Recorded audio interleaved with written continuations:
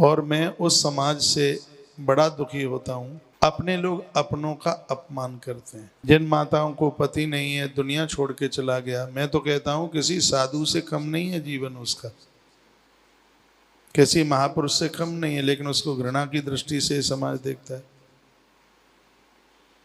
बहुत नीच दृष्टि से देखता है, कटाक्ष के रूप में देखता है। समाज को तो उनकी मदद करनी चाहिए। जिसके सिर के ऊपर से उसके पति का हाथ उठ गया है, ये समाज को तो खड़ा होना चाहिए उनके लिए। लेकिन खड़े की तो बात छोड़िए, उनका अपमान करते हैं, पूजा में नहीं आना, चीज दूर रहे। मैंने ये तो नहीं कहीं पढ़ा देखा कि जिस नारी का पति नहीं रहा वो पूजा में नहीं बैठेगी, वो आरती नहीं उतारेगी, ये मैंने आज तक नहीं कहीं पढ़ा। पुराण मैं पढ़ता ही नहीं हूँ, उनको चाटता हूँ मैं पुराणों को, और एक एक श्लोक पर मेरी कलम चलती है। मैंने आज तक कोई किताब बिना पेन लिए पढ़ी नहीं है, कलम हाथ में लेता हूँ, उसके ऊपर टिक मार कर लगाता हूँ।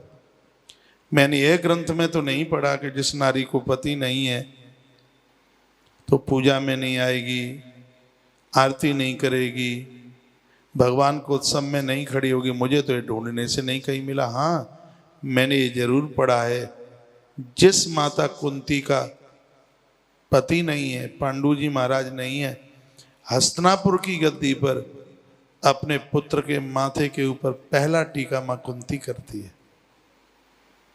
लोग समर्थन करते हैं, तालियां बजाते हैं, मां कुंती को वंदन पूजन करते हैं।